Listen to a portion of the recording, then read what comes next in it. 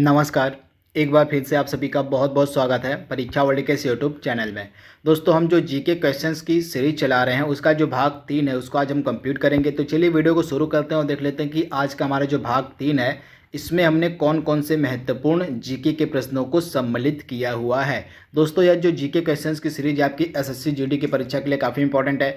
लेखपाल की परीक्षा, यूपीएसआई की परीक्षा, इसके अलावा जितने भी इंपॉर्टेंट एग्जाम्स होते हैं जिनमें आपका जीके पूछा जाता है, उन सभी परीक्षाओं के लिए यह जो सीरीज है काफ़ी ज़्यादा इंपॉर्टेंट है। तो इस सीरीज को आपको डेली बेसिस पे फॉलो करना है। तो चलिए आज के सेशन को शुरू करते हैं। पहला प्रश्न आपके लिए काफ़ी इंपॉर्टेंट है। एक तरफ समाधि स्थल दिए गए हैं और उनसे संबंधित व्यक्तियों के नाम दिए गए हैं। तो आपको बताना है कि इसमें से कौन सा सही सुमेलित नहीं है। जीके का यह काफ़ी इंपॉर्टेंट टॉपिक है, इससे भी प्रश्न कई बार एग्जाम में पूछा जाता है। तो आइए इसको देख लेते हैं। वीर भूमि किसका समाधि स्थल है? तो राजीव गांधी का बिल्कुल सही है।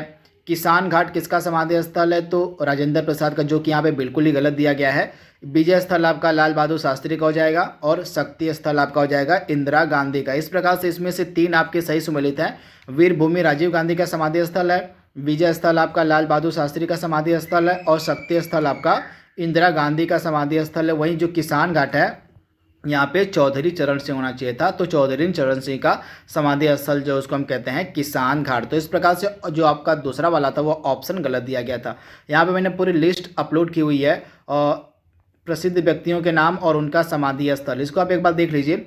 महात्मा गांधी का समाधि स्थल राजघाट, जवाहरलाल नेहरू का शांतिवन, इंदिरा गांधी का शक्ति स्थल, बाबू जगजीवन राम का समता स्थल और राजीव गांधी का वीर भूमि, लाल बहादुर शास्त्री का विजय घाट, इसके अलावा ज्ञानी जैल सिंह का एकता स्थल और चौधरी चरण सिंह का आपका किसान घाट। इसे आप नोट डाउन कर लीजिएगा।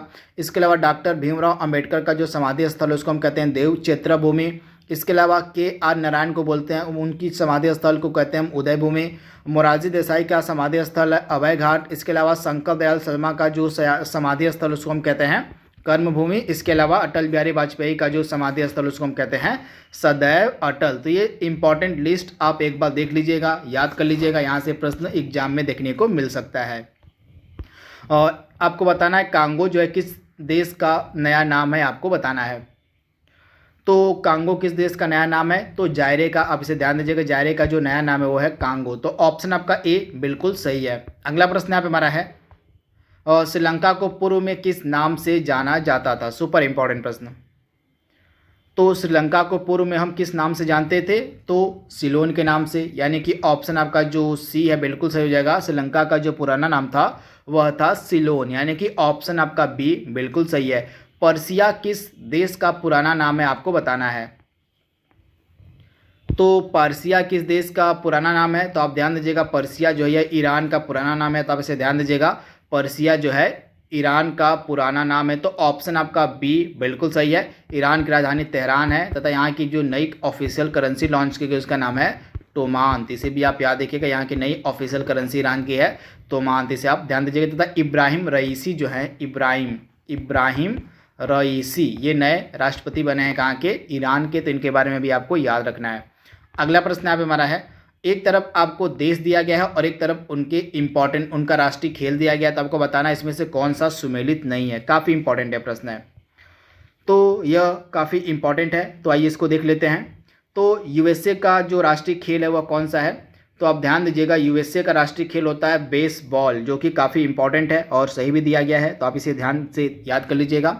इसके बाद स्पेन का जो राष्ट्रीय खेल वो है सांड युद्ध, यानी कि बुल फाइटिंग जो है यह स्पेन का नेशनल गेम है। आप इसे ध्यान दीजिएगा। इसके अलावा मलेशिया का जो राष्ट्रीय खेल है वो है बैडमिंटन, जो कि बिल्कुल सही दिया गया है। इसके अलावा चीन का राष्ट्रीय खेल यहाँ पे दिया गया है क्रिकेट, जो कि गलत है। चीन के लोग क्रिकेट नहीं खेलते हैं, ये खेलते हैं कौन सा गेम? तो टेबल टेनिस। तो चीन का जो नेशनल गेम है वो है टेबल टेनिस। तो इनके बारे में आपको याद रखना है। आज की जो सीरीज है काफ़ी ज़्यादा इंपॉर्टेंट है आपके एग्जाम के लिए। तो यूएसए का नेशनल गेम क्या है? बेसबॉल है। स्पेन का क्या है? बुल फाइटिंग, यानी कि सांड युद्ध है। मलेशिया का नेशनल गेम क्या है? तो बैडमिंटन है। और चीन का जो नेशनल गेम वह क्या है? तो टेबल टेनिस है। तो ये देश और उनके राष्ट्रीय खेल आपको याद रखने हैं, भूलने नहीं है। और यहाँ पे अगला प्रश्न भी आपको बताना है कि कौन सा सुमेलित नहीं है। एक तरफ खेल परिषद दिया गया है और एक तरफ आपका खेल परिषद दिया गया है और एक तरफ खेल दिए गए हैं तो यहाँ पे थोड़ा सा मिस्टेक हो गया, यहाँ पे पिच इस साइड होना चाहिए था और क्रिकेट इस साइड होना चाहिए था। तो आपको बताना कि कौन सा सुमेलित नहीं है। तो आइए इसको सॉल्व कर लेते हैं। तो पिच जो होता है इसका संबंध किससे होता है? तो पिच का संबंध आपका हो जाएगा क्रिकेट से, जो कि पहला बिल्कुल सही दिया गया है। इसके अलावा डायमंड जो खेल परिषद, इसका संबंध किससे है? तो डायमंड का जो खेल परिषद इसका संबंध होता है बेसबॉल से, तो यह भी बिल्कुल सही आपका दिया गया है। ट्रैक जो खेल परिषद होता है इसका संबंध यहाँ पे गोल्फ से नहीं होगा, ये गलत दिया गया। ट्रैक का संबंध आपको किससे होता है? एथलेटिक्स से होता है। किससे? तो एथलेटिक्स से संबंधित होता है आपका ट्रैक, तो आप इसे ध्यान दीजिएगा। तो गोल्फ से संबंधित कौन सा खेल परिषद होता है? तो गोल्फ का जो खेल परिषद होता है उसको हम कहते हैं कोर्स। क्या कहते हैं? तो आपका जो गोल्फ का खेल परिषद होता है उसको हम कोर्स कहते हैं, और ट्रैक आपका खेल परिषद होता है एथलेटिक्स का। वहीं वेलोड्रम किसका खेल परिषद होता है? तो परिसर होता है तो साइकिलिंग का। तो इनके बारे में आपको याद रखना है, साइकिलिंग का जो खेल परिसर होता है उसको हम कहते हैं वेलोड्रम। उसके अलावा एथलेटिक्स का खेल परिषद ट्रैक होता है, और गोल्फ का खेल परिषद आपका कोर्स होता है, और बेसबॉल का आपका डायमंड हो जाएगा, और क्रिकेट का आपका हो जाएगा पिच। तो इसके बारे में आपको याद रखना है। इसके बाद अगला प्रश्न यहाँ पे हमारा है, और एक तरफ आपको खेल दिया गया है और उनके खिलाड़ियों की संख्या दी गई है, तो आपको बताना है कि इसमें से कौन सा सुमेलित नहीं है। Super important. तो इसको आइए सॉल्व कर लेते हैं वन बाय वन करके। तो लॉन टेनिस जो खेल होता है इसकी में खिलाड़ियों की संख्या कितनी होती है? 2 या 4। बिल्कुल सही दिया गया यहाँ पे। लॉन टेनिस में खिलाड़ियों की संख्या 2 या 4 होती है, बिल्कुल सही है। कबड्डी में खिलाड़ियों की संख्या 7 होती है, बिल्कुल सही है। बेसबॉल में खिलाड़ियों की संख्या 9 होती है, बिल्कुल सही है। यहाँ पे वॉलीबॉल का गलत दिया गया, यहाँ पे 8 नहीं होना चाहिए था, यहाँ पे 6 होना चाहिए था। वॉलीबॉल जो होता है इसमें खिलाड़ियों की संख्या आपकी 6 होती है। तो ये चारों मैंने यहाँ सुमेलित कर दिए हैं सही, इनको आप याद कर लीजिएगा। लॉन टेनिस में 2 या 4 खिलाड़ी होते हैं, कबड्डी में 7 खिलाड़ी होते हैं, बेसबॉल में 9 खिलाड़ी होते हैं, और वॉलीबॉल में टोटल 6 खिलाड़ी होते हैं। तो आप इसे ध्यान दीजिएगा, वेरी वेरी इंपॉर्टेंट। और एक तरफ आपको खेल संस्थाएं दी गई हैं और एक तरफ उनका मुख्यालय दिया गया है, तो आपको बताना है कि इसमें से कौन सा सुमेलित नहीं है। तो आइए इसको सॉल्व कर लेते हैं।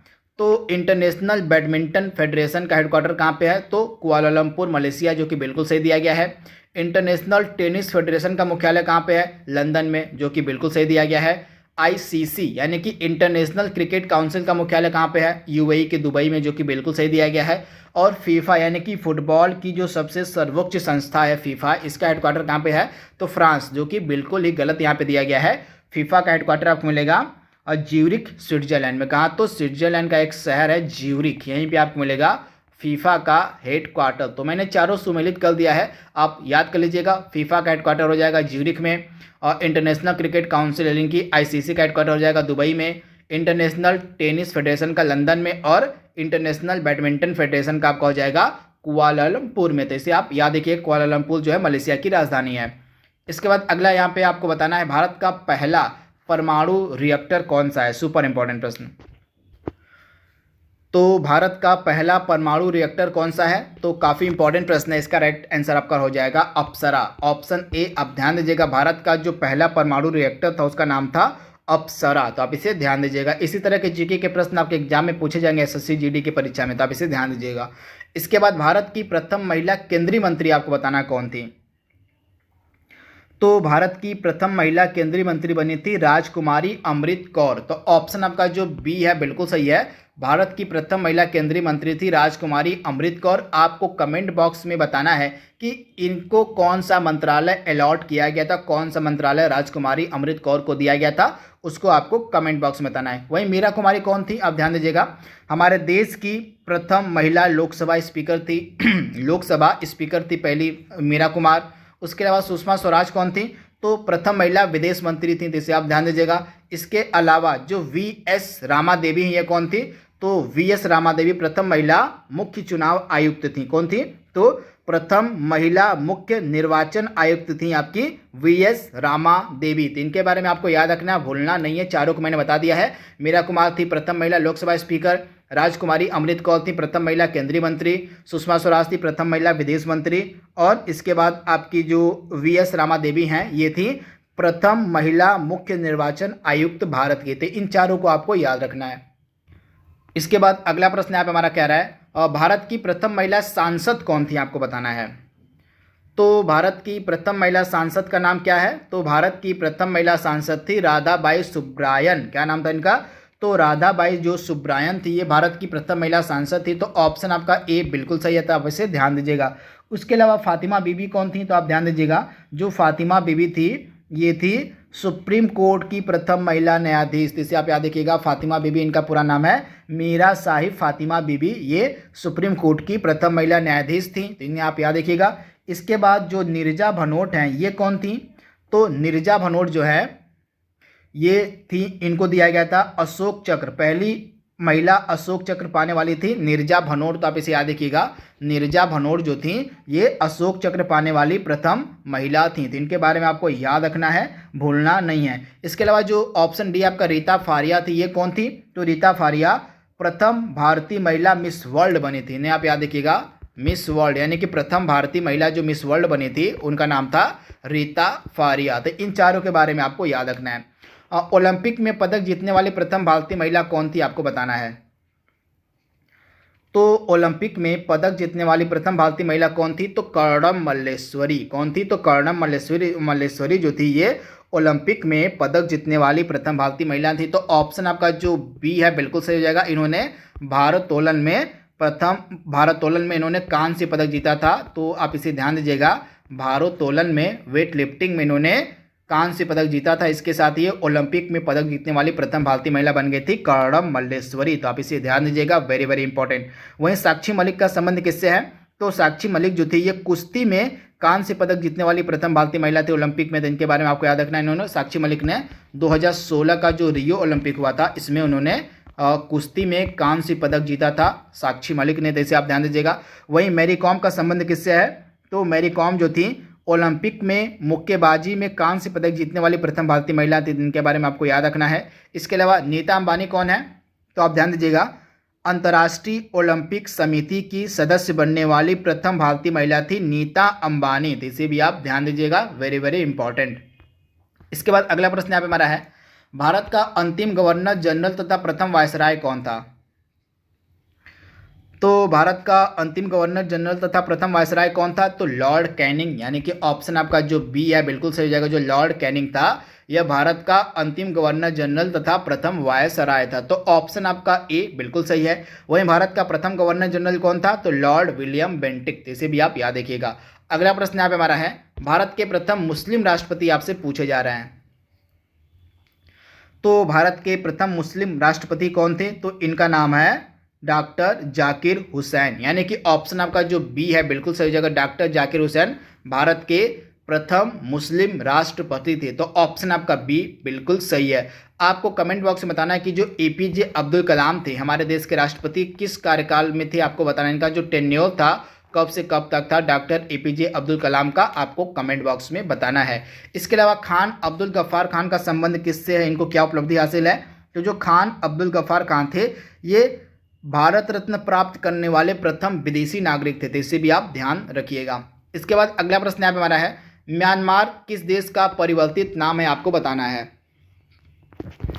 तो म्यांमार किस देश का परिवर्तित नाम है, तो म्यांमार जो है बर्मा का परिवर्तित नाम है, तो ऑप्शन आपका जो बी है बिल्कुल सही हो जाएगा, बर्मा का। अगला प्रश्न यहाँ पे हमारा है, गोल्ड कोस्ट के नाम से किस देश को जाना जाता है, सुपर इंपॉर्टेंट प्रश्न।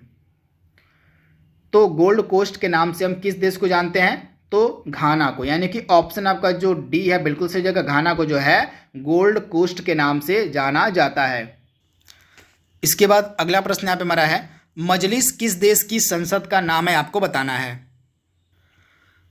तो मजलिस जो है किस देश की संसद का नाम है, तो ईरान की जो संसद होती है उसको हम मजलिस कहते हैं, यानी कि ऑप्शन आपका जो बी है बिल्कुल सही जाएगा। इससे मिलता जुलता एक और संसद है मालदीव की, जिसको हम कहते हैं पीपुल्स मजलिस, तो दोनों आपको कंफ्यूज नहीं होना है। अगर पीपुल्स मजलिस पूछ ले, पीपुल्स मजलिस यह किस देश की संसद है, तो आपका आंसर हो जाएगा मालदीव, यानी कि मालदीव की जो संसद उसको हम कहते हैं पीपुल्स मजलिस। वहीं ईरान की संसद को आप कहते हैं सिर्फ मजलिस, तो आप इसे ध्यान दीजिएगा, भूलिएगा मत। इसके अलावा जो अन्य देश हैं इनके बारे में भी आइए देख लेते हैं वन बाय वन करके। और रिक्स डॉग किस देश की संसद का नाम है, आपको बताना है। रिक्स डॉग जो है यह किस देश की संसद का नाम है, तो रिक्स डॉग किस देश की संसद को हम कहते हैं, तो आप ध्यान दीजिएगा, जो रिक्स डॉग है यह है स्वीडन की संसद, यानी कि ऑप्शन जो आपका है डी यहाँ पे बिल्कुल सही हो जाएगा। स्वीडन की जो संसद है उसको हम रिक्स डॉग के नाम से जानते हैं। वहीं नॉर्वे की संसद को हम क्या कहते हैं, नॉर्वे की जो संसद होती है उसको हम कहते हैं स्टोर्टिंग। क्या कहते हैं? स्टोर्टिंग। स्टोर्टिंग यानी कि जो आपकी नॉर्वे की संसद है, नॉर्वे की संसद को हम कहते हैं स्टोर्टिंग। तो आप इसे ध्यान दीजिएगा, भूलिएगा मत, काफ़ी इंपॉर्टेंट ये संसद है और देश कई बार एग्जाम में डायरेक्टली पूछ लिए जाते हैं, तो इनके बारे में आपको याद रखना है। वहीं डेनमार्क की संसद को हम क्या कहते हैं? तो डेनमार्क की जो संसद है उसको हम कहते हैं फोल्केटिंग। क्या कहते हैं? डेनमार्क की संसद को कहा जाता है यहाँ पे ल होगा फोल्केटिंग। क्या हो जाएगा? फोल्केटिंग जो है यहाँ की, एक बार मैं फिर से रिपीट कर दे रहा हूँ।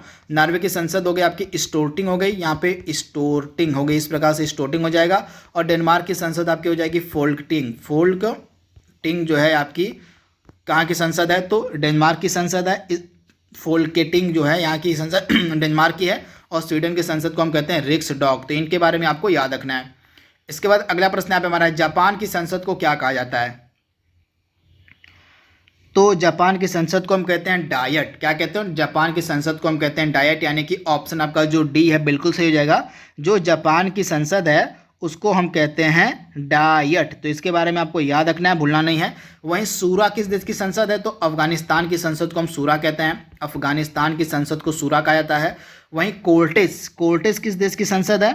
तो आपकी जो कोर्टेस है यह स्पेन की संसद है। कहाँ की? तो स्पेन की संसद को हम कहते हैं कोर्टेस। और नेसेट किस देश की संसद है?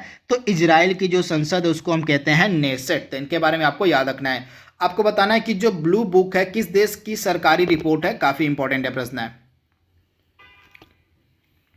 तो ब्लू बुक जो है यह ब्रिटेन की सरकारी रिपोर्ट है, यानी कि ऑप्शन आपका सी बिल्कुल सही है। ब्रिटेन की जो सरकारी रिपोर्ट होती है उसको हम कहते हैं ब्लू बुक। तो आप इसे ध्यान दीजिएगा। यहाँ पे मैंने लिस्ट भी अपलोड की हुई है, इसको आप देख लीजिएगा एक बार। व्हाइट पेपर यानी कि श्वेत पत्र होता है भारत और ब्रिटेन के विशेष विषय पर जो होता है उसको कहते हैं। और व्हाइट बुक होती है जर्मनी, पुर्तगाल, चीन का सरकारी जो प्रकाशन होता है उसको हम व्हाइट बुक कहते हैं। ब्लू बुक होता है ब्रिटेन का सरकारी रिपोर्ट होती है। ग्रीन बुक आपका इटली व ईरान की सरकारी रिपोर्ट होती है। उसके अलावा येलो बुक आपकी होती है फ्रांसीसी सरकार की रिपोर्ट। इसके अलावा ऑरेंज बुक आपका होता है नीदरलैंड सरकार की रिपोर्ट। उसके अलावा ग्रे बुक होती है आपकी जापान व बेल्जियम सरकार की जो रिपोर्ट होती है उसको हम ग्रे बुक के नाम से जानते थे। इसको एक बार देख लीजिएगा आप, यहाँ से प्रश्न आपके एग्जाम में देखने को मिल सकता है। अगला प्रश्न यहाँ पे हमारा है, इटली की सरकारी रिपोर्ट को हम क्या कहते हैं? तो इटली की जो सरकारी रिपोर्ट उसको हम कहते हैं ग्रीन बुक, यानी कि ऑप्शन आपका डी बिल्कुल सही है, ग्रीन बुक। आज का लास्ट प्रश्न यहाँ पे हमारा है, भारत सरकार की सरकारी रिपोर्ट को किस नाम से जाना जाता है? तो भारत सरकार की जो सरकारी रिपोर्ट होती है उसको हम कहते हैं व्हाइट पेपर, यानी कि ऑप्शन आपका ए बिल्कुल सही है, व्हाइट पेपर।